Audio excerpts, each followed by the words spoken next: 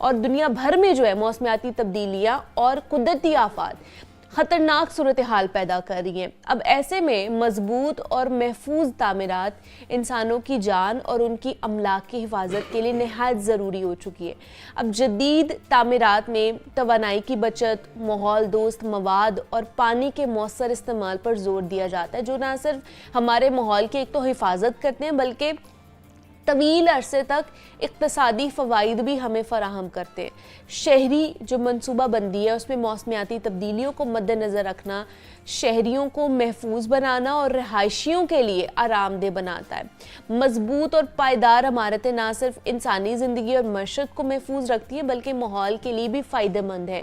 تو آج کے دور میں جہاں محفوظ اور ماحولیاتی لحاظ کے پیش نظر جدید تعمیرات ہر کسی کے لیے کتنی اہم ہو چکی ہیں اور کس طرح ہمیں کرنی چاہیے، موسمیاتی تبدیلیوں کو مد نظر رکھتے ہوئے اگر کوئی تعمیراتی کام آپ نے گھروں میں کرانا ہے یا کہیں پر بھی کرانا ہے تو وہ کس طرح کا ہونا چاہیے جس سے آنے والے جو سال ہے وہ ہمارے لیے رہائشیوں کے لیے جس گھر میں انہوں نے رہنا ہے وہ ان کے لیے مؤثر ثابت ہو۔ تو اس پہ بات کرنے کے لیے ہمارے ساتھ حبیب الحق رنداوا صاحب موجود ہیں جو کہ چیف انجینئر ہیں، ایکس چیف انجینئر ہیں اور ساتھ ہی ساتھ انوائرمنٹلسٹ بھی ہیں، تو ان سے بات کرتے ہیں۔ رنداوا صاحب آپ کو خوش آمدید کہتے ہیں جاگو لاہور میں، کیسے ہیں آپ؟ ٹھیک ٹھاک ہیں؟ جی بہت شکریہ میڈم، آپ نے موقع دیا اس موضوع۔ رنداوا صاحب، موسمیاتی تبدیلیاں جس نے دنیا بھر کو اپنی لپیٹ میں لیا ہوا ہے، پوری دنیا اس سے کہیں نہ کہیں متاثر ہو رہی ہے اور پاکستان تو میرے خیال سے سر فہرست ہے جو متاثر ہوتا ہے موسمیاتی تبدیلیوں کی وجہ سے۔ تو موسمیاتی تبدیلیوں کے اثرات کو اگر مد نظر رکھتے ہوئے دیکھا جائے تو ہماری جو تعمیرات ہیں وہ کیوں ضروری ہے آج کے دور میں؟ میڈم عرض یہ بہت اچھا موضوع ہے جو اس وقت کی اس ضرورت بھی ہے۔ تو اس سلسلے میں یہ عرض کروں گا کہ یہ جب سے یہ اویئرنیس شروع ہو گئی ہے ماحولیات کی، تو ہم محسوس کر رہے ہیں کہ ہم نے کہاں کہاں کس شعبے میں ہم نے غفلت کا مظاہرہ کیا ہے، ٹھیک ہے، اور اس کی ہم نے اسیسمنٹ بھی کیا ہے کہ ماحولیات کا اثرات ہمارے سٹرکچرز پہ کیا ہیں، اور جو سٹرکچرز ہے وہ وداؤٹ کنسیڈرنگ دی کہ ہم ماحولیات کے کیا تقاضے ہیں ہم نے بیان ان کے کیا اثرات ہیں۔ تو میں عرض کروں گا کہ جو گھروں ریزیڈینشیل اکاموڈیشن یا آفیشیل اکاموڈیشن یا کمرشل اکاموڈیشن پوری دنیا میں آپ سن کے حیران ہوں گے کہ تقریباً ہماری انرجی کا 40% یہاں استعمال ہوتا ہے۔ پوری دنیا میں جتنی انرجی استعمال ہوتی ہے اب 40% وہ کیسے ہوتا ہے کہ ان کے مٹیریلز کو بنانے میں، جی، پھر اگر ٹھنڈے موسم ہے تو ان کو گرم کرنے میں ہیٹنگ ارینجمنٹ کے لیے، اور اگر گرم موسم ہے تو ان کو ٹھنڈا رکھنے کے لیے۔ صحیح ہے۔ تو اس کا یہ مطلب تقریباً لگ بھگ 40% انرجی جو دنیا کی کنزمپشن ہے اس میں استعمال ہو رہی ہے۔ اوکے، اچھا، اس سے آپ تصور کریں کہ انرجی کا استعمال پہلے ہی کہ ہم کتنا غیر ضروری استعمال کر رہے تھے، اور وداؤٹ کیئرنگ دی انوائرمنٹل کہ کیا اس کے تقاضے ہیں وہ ہم کر رہے تھے۔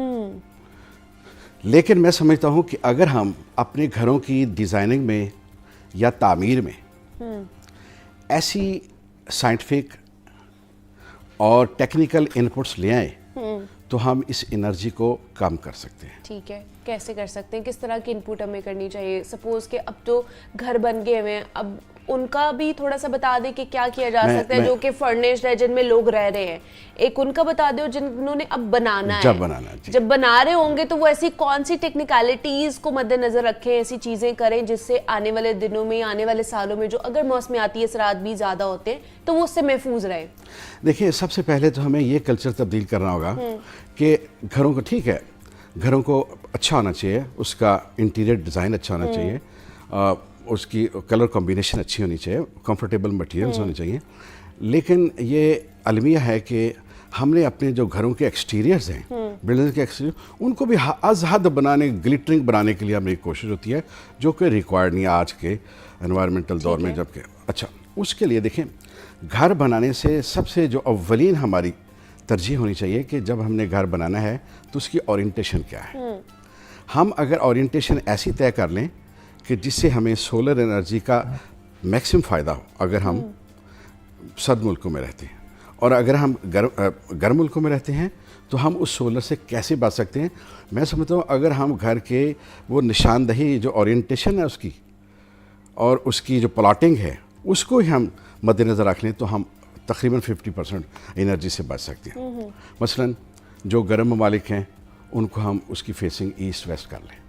اچھا ایسٹ ویسٹ کا یہ فائدہ ہوگا جو سرد ملک ہیں. اچھا جو سرد ملک ہیں ان کی ساؤتھ میں کر لیں اور تاکہ میکسیمم جو ہیٹ ریڈیشن ہے وہ گھر کے اندر آئے.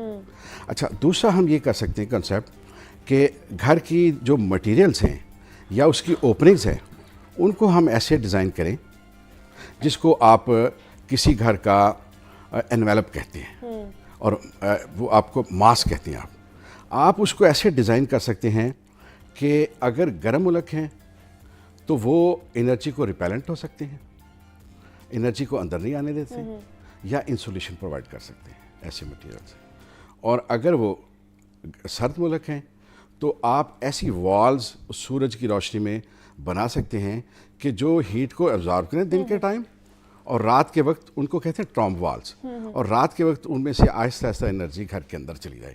تو اس سے کافی فرق پڑے. دیکھیں ایک اسٹریٹجی اڈاپٹ کرنے سے کہ آپ نے مٹیریلز کو استعمال کیا کہ جو سولر فرینڈلی ہو, اور ایک یہ کہ اورینٹیشن آپ کر دیں, اور تیسرا اس میں فیکٹر یہ ہے کہ آپ اس میں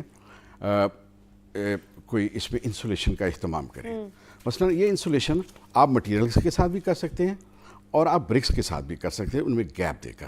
اچھا دوسرا جو اس میں فیکٹر ہم کنسیڈر کر سکتے ہیں جس سے گھر ہم انرجی ایفیشینٹ بنا سکتے ہیں, وہ گھروں کے اندر دیکھیں یہ تو ہم نے انرجی کو سیو کر لیا. چلے انرجی ایفیشینٹ کس طرح بنانے اور کتنے چیزیں ہیں جن کا انتخاب ہم کر سکتے ہیں, اس پر بات کریں گے. رنداوا صاحب ہمارے ساتھ ہی موجود ہے لیکن اس بریک کے بعد.